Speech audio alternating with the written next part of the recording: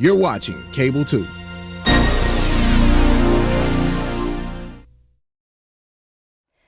Good evening and welcome to the 2021 Winston-Salem Forsyth County Schools Poet Laureate Competition. I am Melissa Agee, the Director of Secondary English Language Arts, and I have the honor of sharing with you the poetry of some incredibly talented poets from our district. Each year, in conjunction with Forsyth Education Partnership, we offer students in grades 9 through 12 the opportunity to write and perform original poetry for this competition. All of the poets presenting tonight competed at their schools and were selected to perform at the district level. Tonight, we have 18 poets who will share their voices with you. I want to take a moment to thank Forsyth Education Partnership and especially Mrs. Carol Chandler for their continued support of this program. Their collaboration and generosity enable us to offer this program and provide each of the poets with a chapbook that contains each of the poems, as well as artwork that was created from students in our district. Forsyth Education Partnership also provides the top 3 winners of the competition with a monetary prize. We appreciate the partnership we have with this organization and look forward to working with them each year.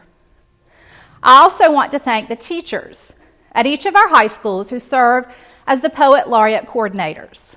These teachers organize the school competition and support their winners as they move to the district level. Finally, I'd like to thank the parents, guardians, family members, friends, and teachers who support our poets and their desire to communicate their voices through poetry. And now to the stars of tonight's program, the poets. This year, our competition is a bit different due to COVID.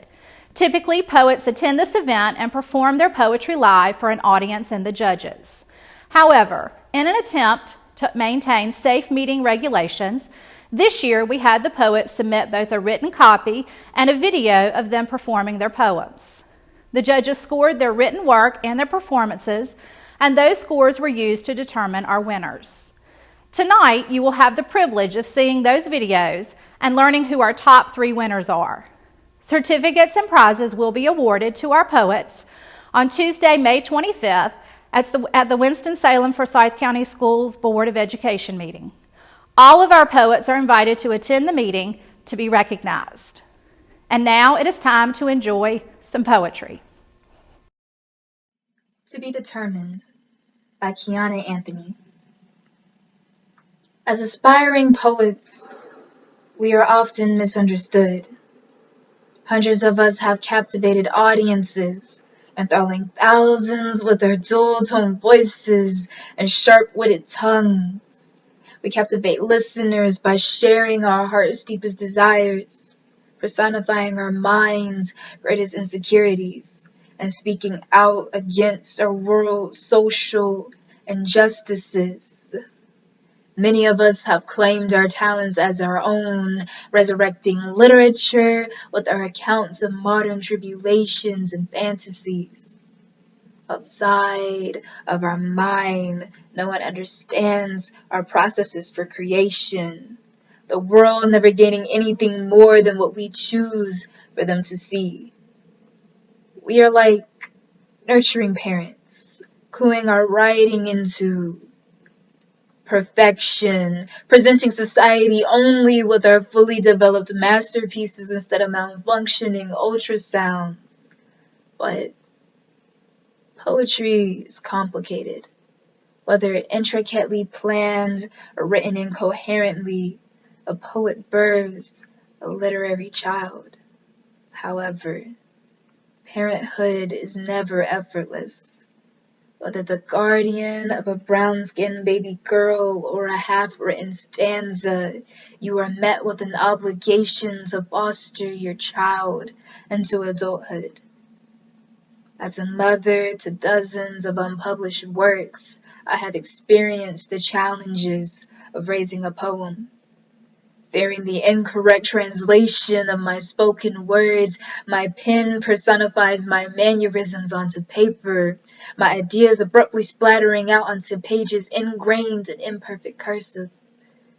The process is beautiful. Greenery sprouts from my cerebral cortex, its foliage dancing sporadically following the choreography of my pen's tip.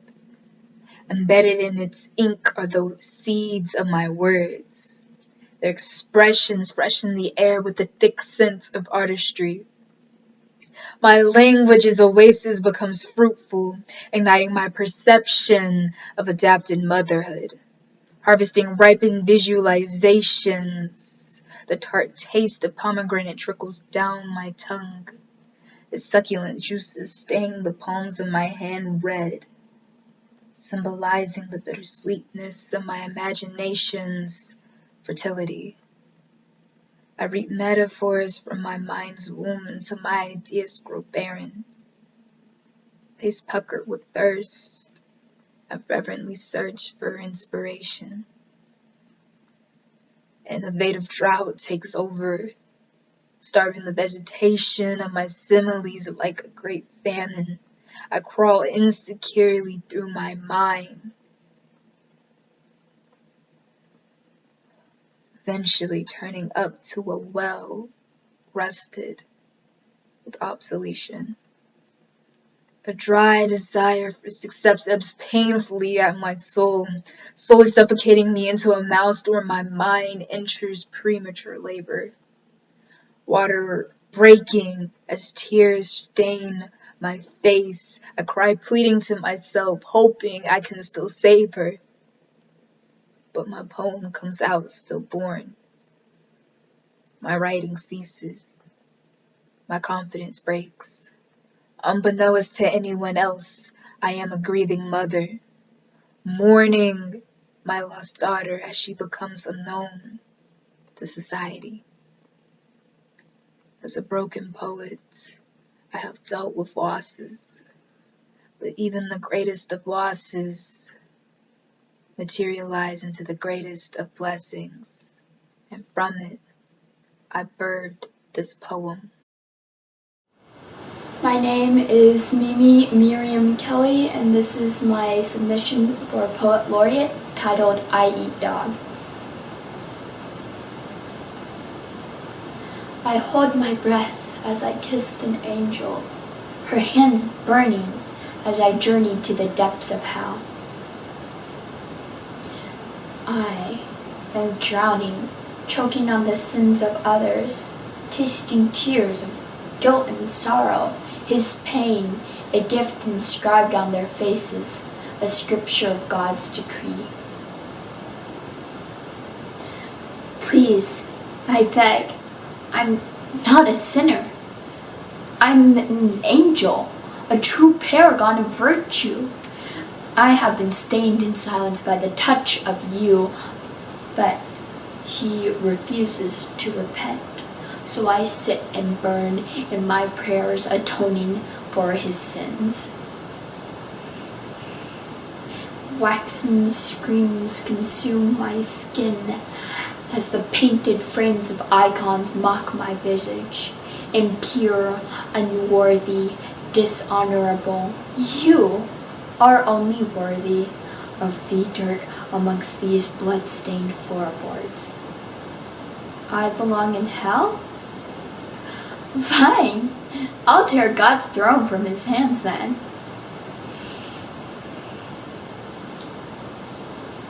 Too long, we've screamed in the hysterical flames of judgment, pleading, begging, sobbing for help. What are you doing? We will now destroy you before you can destroy us forever. Colonizer, your payment is due. You have stolen my siblings' lands and wrecked the earth. You have brought about your own degradation. You spit slurs like the second languages you mock. Like saying we eat bat and dog, like you don't slaughter people in the name of dirty money. And you right-cast me because I don't have an accent, all the while pulling your eyes back, an alien shape. to your face. Do not forget where I came from, because I am all ravaged creature, all teeth and bone, as savage to the white, seething in destruction and power. I am my own God. See me, hear me, I am real, and I will bring my wrath upon humanity. The hammer I wield strikes justice into the world. I weave my own destiny out of the threads God dared to touch and rip apart.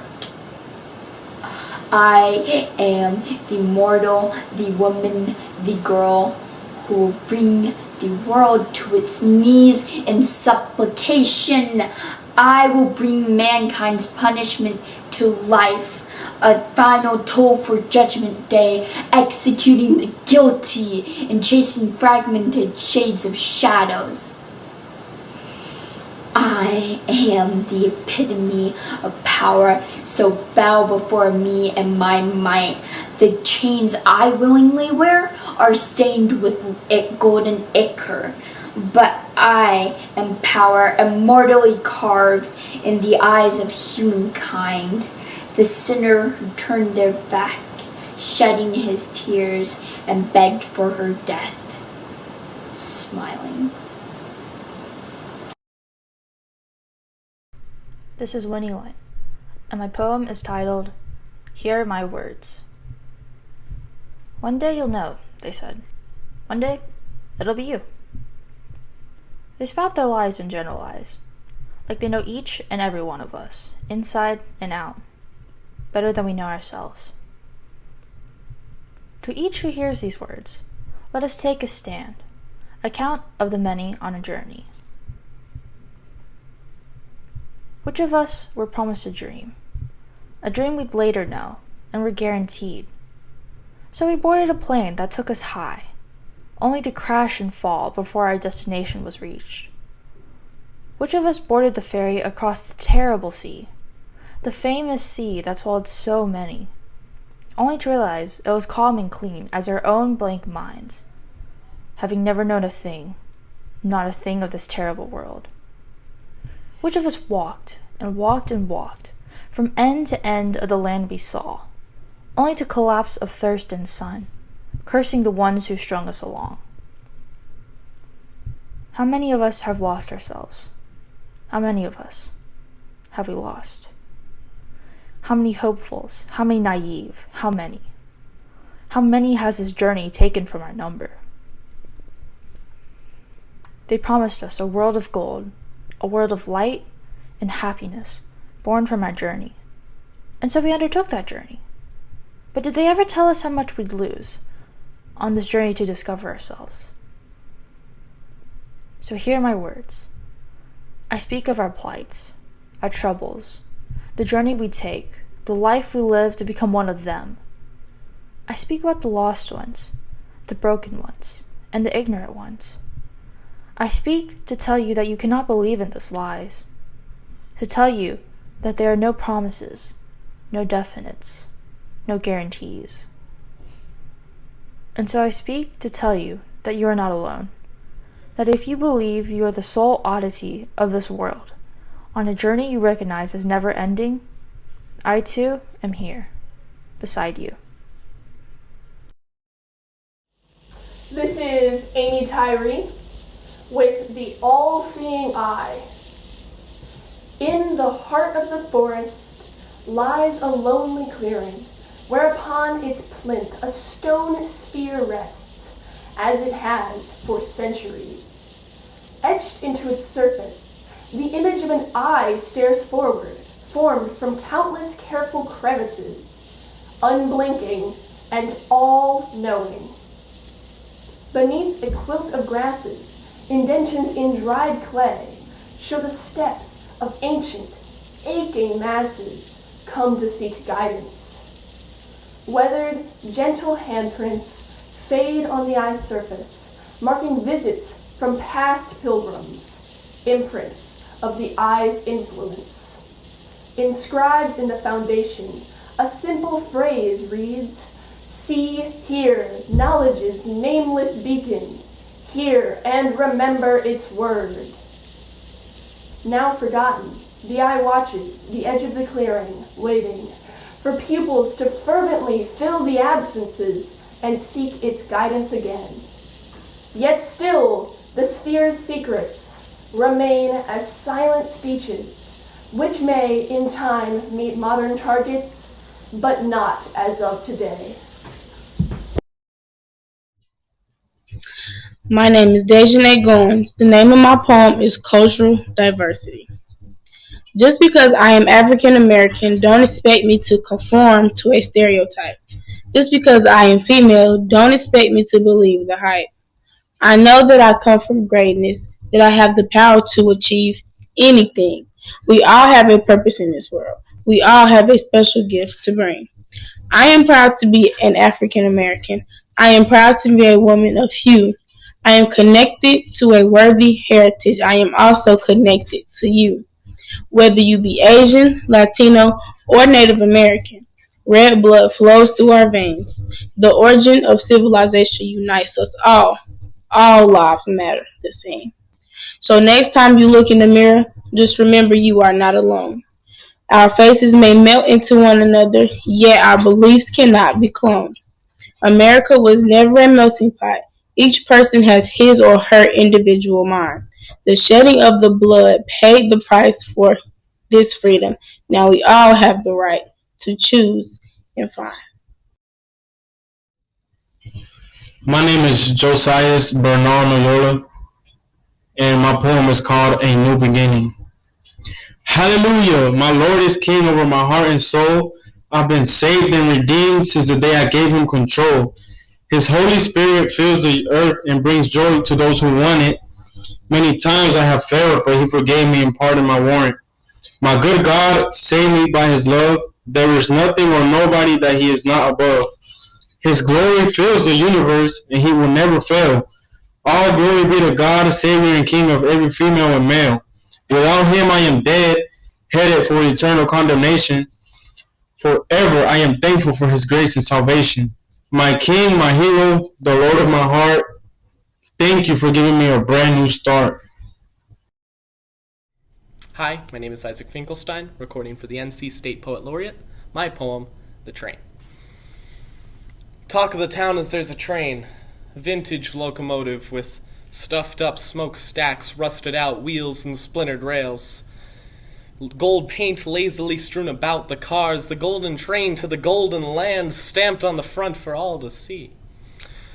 Hell if I know who made it, God, man, or men from past the stars, and hell if I know where it's going. All I know is that it don't stop for nothing but the rapture. And even then God may step aside to let it pass. Screeching, banging, crying, wailing, it all drowns to nothing in the sea of a million cheers, as the machine finally rears its head above the hills.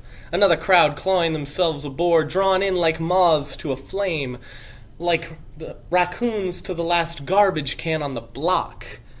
No one seems to look, or no one seems to care, as the passengers stare like ravenous dogs through their dirt-stained windows and their ragged satin blinds, mouths agape at the idyllic world they left behind for life on the rails. The passengers, with their tired eyes, gaunt like ghouls and breathless, stricken stare, nails like knives but thick as wood, and the fraying, wispy hair. God knows how they're alive, their stomach caved, their skin decayed, and their lips dry and dusty. And the poor conductor, they say he's more cold than man, eyes blacked out from smoke, black lung like solid rock, pressing his buttons and pulling his levers, tears of oil run down his cheek. But a man's gotta make a living, and he knows ain't nobody hiring. What you gonna do? You gotta get from A to B, and ain't none of them can afford a bike, or a nice little car, or shoes, or skates, a trolley, or God forbid, a cab. So hop aboard the train that's always been. Take a seat. Enjoy the view.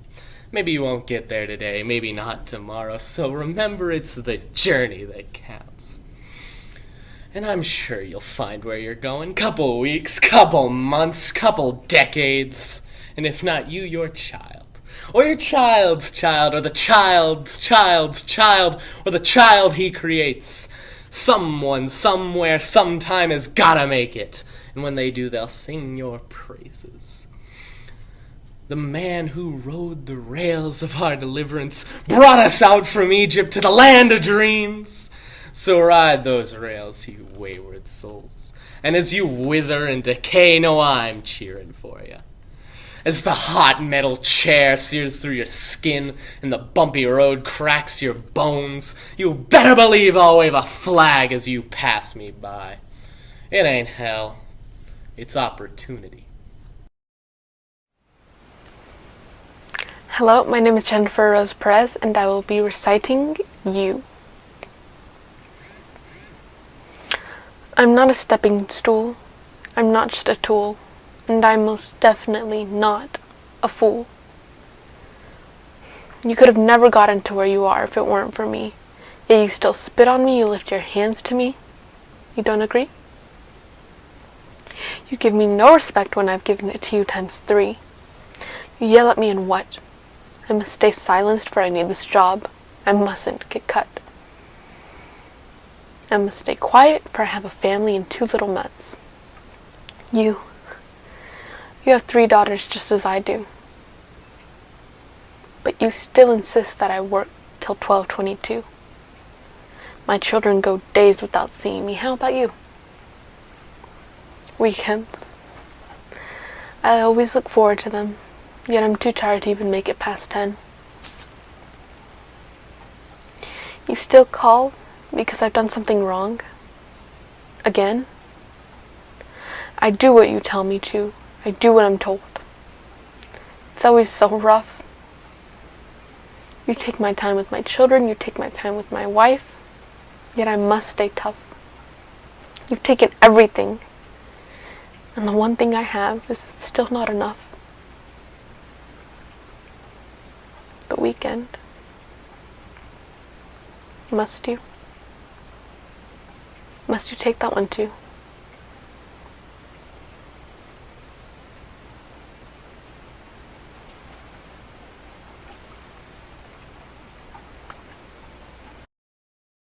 My name is Deshaun Burford, and the title of my poem is What is Your Element? What is your element? The question everyone should ask themselves but never would. What is your element when you are alone? What is your element when you are on your own? Do you think about your past or what you want in your future? This element you create is all constructed to your own personal liking. Whatever you choose to do, make sure it fits you, but always remember through life, the main question is, what is your element? Thank you. The Light of Knowledge by Sneha Tilak. There is a girl searching for a locksmith to unlock and cultivate her cognition. She knew her predisposed position in society would knock her down, depriving her of a powerful weapon. Despite it all, she dared to persevere and see her dreams rise, her imagination being the spark kindling the fire that emerged from a dark, ignorant world. She gives us her story, the story of millions of girls, so common yet so unique. Her vision, a new time for the innocent children and women of the world. A time where the leaf of education is turned by every potential scholar. A voracious appetite belonging to a girl who rose from her country of beautiful mountains stained with blood and hate to make sure ignorance is overcome. There she longingly sat, a symbol of hope and the light of knowledge. Hi, my name is Kiana Andrews, and this is my poem, Golden. Treat someone the way they would want to be treated, which means don't be rude. But is it so bad to sometimes be so crude? Now, I want you to think and let this settle in your temple. What would the world be like? Would it be more simple? Would it be more gentle, or would it be more mental? Well, I think that that's all differential. If people treated people the way they wanted to be treated, I think many people would be all over. I think that they could be undefeated. They could be home where they belong. They wouldn't have been snatched and pillaged out in the fields singing songs. They could have been kings and leaders, as they should have. They could have done big things. They could have made millions. Or they could have died from some infectious disease. They could have lived in poverty with not even a rupee. But what if what I would do isn't what you would do? What if I would want the red and you would want the blue? What if I chose to go right and you chose to go left, while I chose to exhale, you taking a breath? So then what do we do? Do we take the red and the blue? Do we count to one and then to two? Well, I say we shouldn't do that, even if we ask, because they aren't you. So no need to ask for that task. What I think should happen, or what others should do, is to treat people the way they want to be treated. But that's all up to you. Thank you. Hello, my name is Mariana Cooper, and I will be performing my poem Lacrimosa. The flowers just bloomed. It smelled fresh like a spring with a mix of dew and flowers, carried in the light breeze. You held me steady on the new bike you bought me. You took off the training wheels, smiling so sweetly as you held on, watching me wobble, unsure and scared. You told me I could do it for a few moments. You did, until I turned around and saw you were not there. You had let go and cheered. That is when your perfect smile faltered as you saw me stumble to the ground. You ran to get me. You laughed, and you told me I did great. I scraped my knee. It left an ugly bruise, but somehow your butterfly kisses always made the pain go away. And you smiled, then we laughed. We tried again. We were younger then. Do you remember back then? When all it took was a kiss to make this ugly pain go away. When all it took was one sweet smile from you to know this misery can't last always. I need your embrace. I needed you to tell me everything is okay. As I sit here in shock, with grief-stricken tears streaming down my face, staring at my hands as if they held any answers I could give you, the room started feeling tense.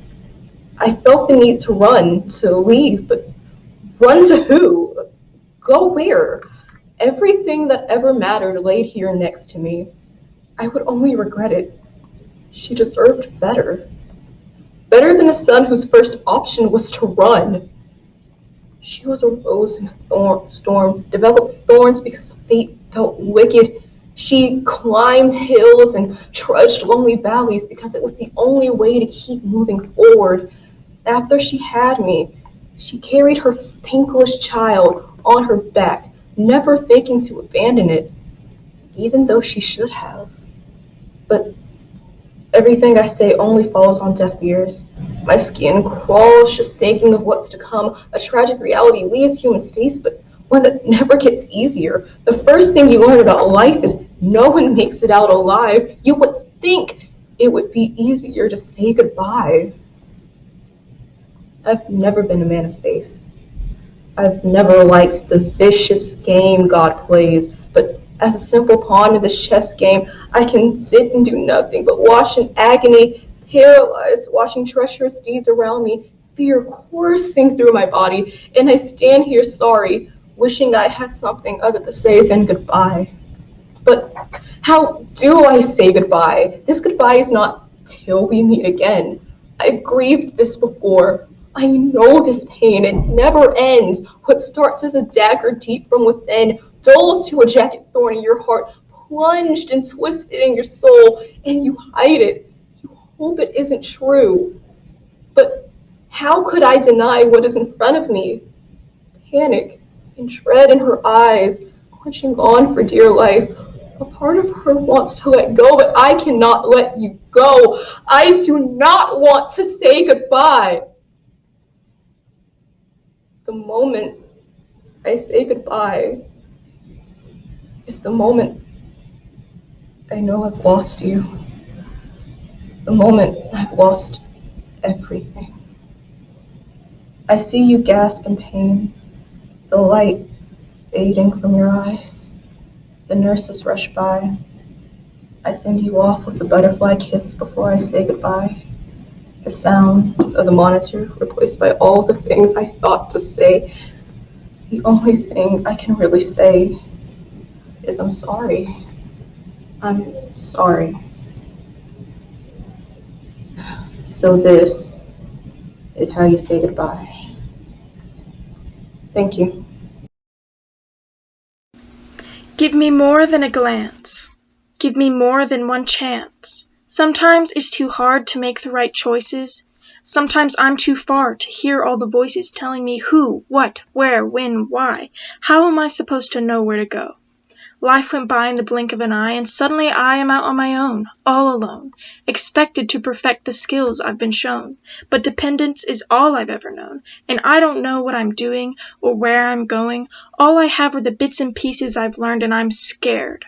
I'm scared that I'll mess up and ruin my chance of a successful adulthood, because I still can't let go of my childhood. But I will try my best to ace this lifelong test and become the happiest I can be, because I strive for success. And if I have my way, as long as I'm alive, I will be victorious, because I'll take what I've learned in stride and give life more than a glance. I'll take every chance I get to cherish my values, to cherish those who've taught me all I know, those who saw more than my mistakes and knew I wasn't a flake. I've been brought up by care, and I will share that care with those that I bring up, because even though I'm scared, I know I'll be okay, and I know I won't truly be alone when I'm out on my own. I may not be able to forget my childhood, but I will embrace my adulthood and do my best to ace this lifelong test. Nightmares by Tori Surrey. No one notices, nor do they understand. You learn to help yourself, to hold your own hand. Waking and shaking in the nightlight, no one to talk to, it's midnight. Terrors that plague my sleep every day haunt me and make it much harder to stay. You're holding a curse that no one can share. You reach out for help, but nobody cares. Flinching in daylight, no dangers around. Memories taunt me with visions and sound. The fear inside drives all the choices I make. I try to be brave, but that's my mistake. Those I love most, I can't get them to stay. I wasted my pennies wishing the pain away. The ocean climbed high, drowning all in its wake. Slamming against towers, the foundations start to shake. Buildings rock from side to side. All I could do was pray and cry. Trapped in an alley, a dim light overhead. These monsters beat me, kick me in the head. They just keep going until who knows when. I can't call for help. I lost my voice again. Caught by a madman, his eyes red and wide, repeatedly asking how I want to die. He suggested I hang or bleed or burn. Which option was worse, I could not discern. I constantly ask why I was made this way, unable to sleep other than during the day. None can relate to this burden I bear, making it awkward, impossible to share. I try my best to ignore and forget, but these nightmares won't leave me just yet. My name is Quentin Morris. This poem is titled Grown Gifted. I remember the first time being called gifted. Surrounded by blank faces, the teacher picked me to answer a question. "What's 214 times 3? She asked, handing the marker to me. In seconds, I walked through the blackboard, twisting my wrist, going number to number, as if gliding on dark ice. I set my utensil down. Excellent. She smiled, eyes following me like headlights on a car, and while it wasn't the exact word, gifted, it made me run an impossible race. A year later, I was placed into the AG program, big, bold letters, AG, academically gifted. That was me. Thick books and high school courses, big sighs and long compliments, leaving my class to go to smart school. Multiplication timetables, math rallies. I ran ahead of my classmates, and when I looked back, my vision was dusty. Clouds formed. My acceleration seemed unlimited. School came first. I couldn't go to birthdays. They are the wrong crowd. Faces melted together. I could barely even talk to people my age, but at least people double that thought I was special. I was special. That line between me and all the rest kept me going. My hand and the line blurred together. We were inseparable. For years I ran. The compliments and shouting matches dragged me on. My feet bore blisters, burning through my shoes, my legs overstretched, my hinges squeaking. I struggled to breathe. The once dust storm behind me overtook me. I dragged behind. Not only that, but I crossed the finish line, just as my peers. What now? I was an adult. No one cared how gifted I was.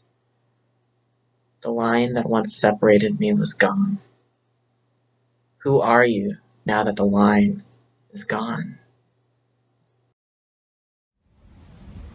Hello, my name is Sean Kowalik, and my poem is called Grandfather.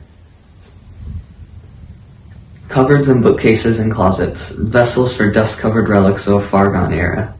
How strange, different it must have been to have grown up then.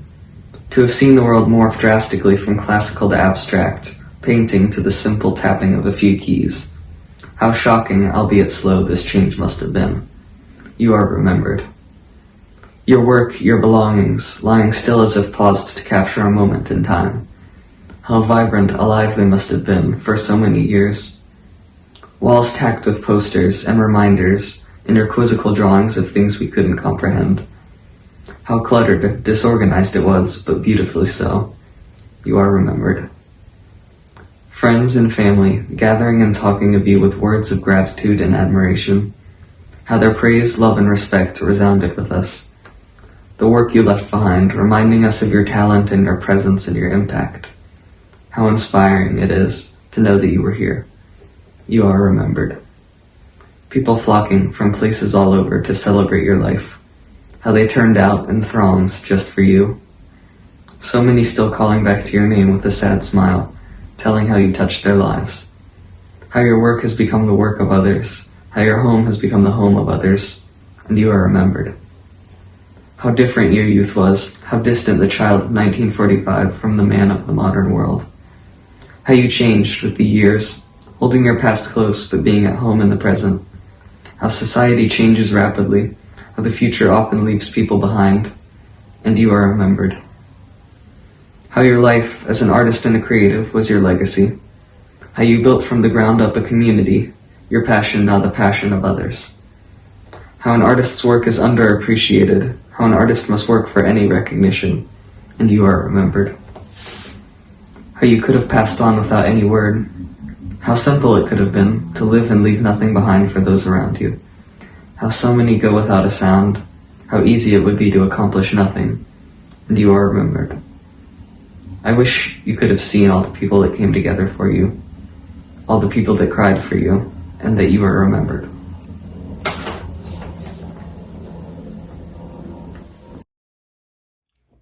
Hey, I'm Cade Brady, and this is my poem, Eternal Rain. Why do we say we fall in love? We do not rise. We neither fly nor float. We fall. And the fall can feel amazing until we hit the ground. Then our fragile hearts shatter, and we must climb back up that daunting mountain and try again, awaiting the day there is no harsh landing ahead. But when will that day come? The day you fall as your heart seems to soar, the day the rush gives you the wings to fly, the day you know they are your all, they're everything you've ever wanted and more. So I fell. But every time I land back on the ground, I take a breath and then I look around. I scan the scene, and when I feel at ease, I slowly start to climb back on my knees, till I can finally find the strength to stand. I do not know exactly where I am, but still I love this place, I love this space. I love the person that somehow erased the pains, the burns, the bruises, and the scars. So I breathe in and look up at the stars. But once I seem to have conquered all my fears, the ground beneath my feet does disappear. And there I am, back at it once again. I'm falling. She's everything. She's the breeze on a hot summer's day. She's the sunshine warming up the shade. She's the fire on a cold winter's night. She's the knowledge that I won't give up this fight. She's the stars in the sky that grant wishes and dreams. She's the sun and the moon in their midnight gleam. She's the smell of the rain as it falls from the sky. She's the wonder and beauty of a new babe's cry. She's that first breath of morning dew. She's everything you thought you knew. She's the pounding in your beating heart. She's your new favorite work of art. He's everything. He's the light at the end of an unfamiliar road. He's the yearnful wish that time had slowed. He's the trickling of raindrops against your skin. He's the thought that makes your head spin. He's the song you can't remember but love to hum. He's the dream you never want to wake from. He's the days and the morning of a night well rested. He's the pride of a challenge bested. He's the look a mother gives her newborn child. He's the perfect balance of tame and wild. He's your shaky breath on that first date. He's the life you want to create. They're everything, and they're yours. Do not be afraid to make that first throw. Do not fear the waters below. They will catch you and hold you and never let go. So let go of your fears and let your heart fall. My name is Riley Wilmer, and my poem is On Our Street. In our younger years, we played outside as sticky pink Kool-Aid runs down our sun-kissed wrists. In our older years, we argue until our eyes are glossed, using words as painful as scared defensive fists. In our younger years, we waited in a warm burrow made from cushions for Mom or Dad to pick us up and carry us to bed. In our older years, we constantly complained about the screams and cries to do better in our head. In our younger years, we didn't care about wearing shoes no matter how much Mom yells. In our older years, we must be careful. We're walking on glass eggshells. You may still be it from your last game of tag from past years. Now we have more worries than tag. This brings us to sentimental tears. We wished and wished and wished so badly just to grow up. Now we're exhausted and stressed. We're about to erupt. Please, please do not forget why we wanted to grow up so fast. Because life goes by in the blink of an eye, and we seem to forget the curious envy we had in the past. See, our older years are never that bad, despite comparing it to the childlike fun we once had. We have jobs, marriage, and a baby wanting disease. We can sit back, relax, and enjoy our time, finally at ease. We can, and we say things we hadn't in the past. While most money truly doesn't last, we had career day for a reason. There was a curious eagerness within. We wanted to see where our older years would begin. But no matter what, never let those sentimental tears tear you apart. For you and I, we're connected on our street with our childhood hearts. Thank you, poets, for your inspiring poems. I will now announce our top 3 winners. In third place, representing Atkins High School, Miriam Kelly with her poem, I Eat Dog. In second place, representing Early College of Forsyth, Isaac Finkelstein and his poem, The Train. And the Winston-Salem Forsyth County Schools Poet Laureate for 2021 is Kiana Anthony from Atkins High School with her poem, Name to be Determined. Congratulations to all of our poets. Thank you for your submissions and your love of words through poetry. We look forward to seeing all of you on May 25th at the school board meeting. Thank you.